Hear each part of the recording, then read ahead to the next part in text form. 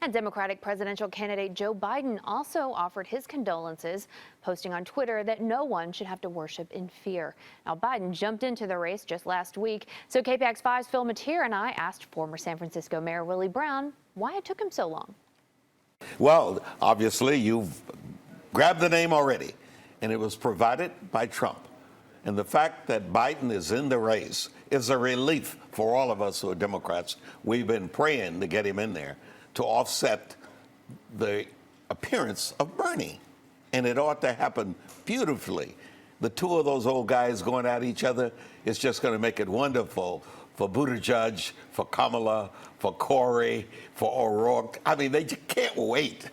Well, so Kamala Harris sent out an email the day that Biden announced saying, more the merrier. Welcome to the race, Joe. Also, please send me money. So at least so far, there doesn't seem to be the overt bomb throwing. They're sort of like leaving it up to columnists and other writers on the internet. So far, the candidates themselves haven't been too nasty with each other. I'm laughing because that is exactly what the line says. The closing line doesn't say, hooray. It says, please send me money. Every one of our communications, that's the tagline. And believe me, that's how she's raised all that money. Mayor Brown, okay, so for the purposes of the knockout between Bernie and Joe Biden about where the Democrats should go, but ultimately, is Joe Biden, do you think, is he the guy that's going to get that nomination? I think it'll be very difficult for Joe Biden to get the nomination. I think the person that's going to get the nomination is the person who's going to prove to the Democratic National Committee and all those votes that they can dump Trump. And you don't see Biden is doing that? Can't prove that, and it'll be clear that he can't prove it when the South begins to reject Biden with all those black voters, remembering the Indian Hill confrontation, remembering he put upon us Clarence Thomas to replace our guy, Thurgood Marshall. It is just not going to stand. Melissa, you've been talking with Biden supporters this week. What has he got in his corner? Well, number one, these things that we're talking about are things that people know about. So to some extent, there's a belief that this is baked into his stock price, if you will. So people already know things that he's done in the past. And I think for some folks, he's actually going to be really popular in states like South Carolina early on.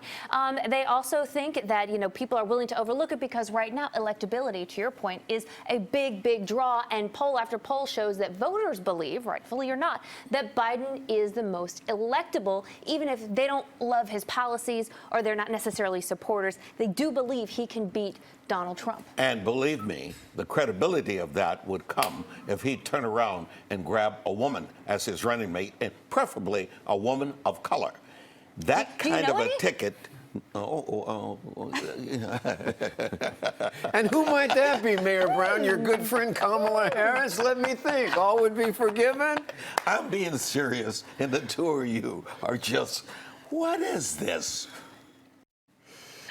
Yeah, well, a lot of people, even you have said here, I'm on record. A Biden-Harris ticket would be something that you'd be happy about. So President Obama has talked about a circular firing squad, about the party lurching to the left and nobody being able to prove that they're liberal enough. Who emerges from this field? Well, it's anything can happen. Your book gets uncovered, a tape gets uncovered, so lots of surprises can happen. But right now, I think Republicans are hoping for that circular firing squad. They're betting on it so that whoever emerges is going to be beaten up pretty good by having had 20 other candidates' campaigns doing opposition research on them. That is a lot of investigating. That's a lot of kindergarten teachers getting interviewed and things like that. So we're going to see a lot of that. Okay.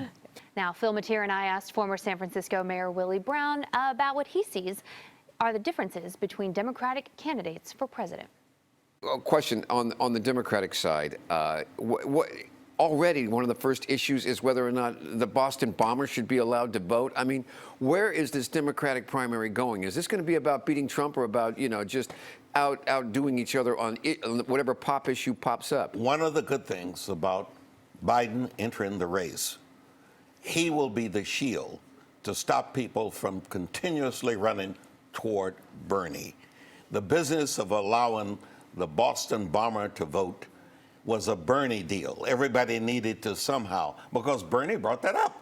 Nobody in his right mind would put that in the mix. If you're trying to win the presidency, you may have the philosophy that you have a criminal record and you're in jail, you ought to be able to vote, but you don't say that when you're trying to get somebody from Indiana to vote for you. Are you kidding me?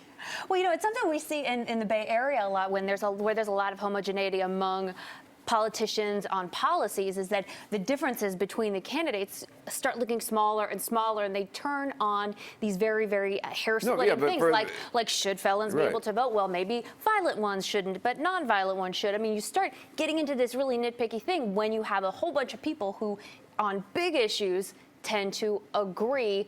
You get into this, you get into very, very nitpicky issues like who gets to vote from jail. The problem with nitpicky is that the public sees that as evidence of something bigger. And the bigger stuff, they go, oh, you're all sounding the same. It is that nitpicky thing that people can automatically relate to. But let me tell you, I don't know anybody on the streets, literally, including the people who have jackets, who are interested in voting. That's not an issue. I mean, people don't even think a second time about that. There are too many people without jackets that don't vote. Why don't we get them first? You talking about criminal jackets? Absolutely. I love it when you talk street. I was like, jackets? Like people... I thought you were talking Wilkes Bashford for a second. Oh, you mean like criminal record? Oh, my God. You guys are truly white. We have a lot of fun. We were saying before that the primary season is so long that it's almost impossible to stay engaged, that there's excitement when people announce, and then it's like, okay, well, talk to me in a year. Exactly. It's difficult. You got to kind of keep things rolling out like Elizabeth Warren has with this student loan plan, for example, and now Kamala Harris recently called for impeachment. And so, they have to find different ways to make headlines. You don't want to let loose all your bag of tricks at the beginning because you're going to have to keep people interested as the campaign goes. I think it's a big challenge. We know Beto O'Rourke recently had an event in Las Vegas where only 35 people or so showed up. I mean, it can be very difficult to get that kind of turnout all the way through.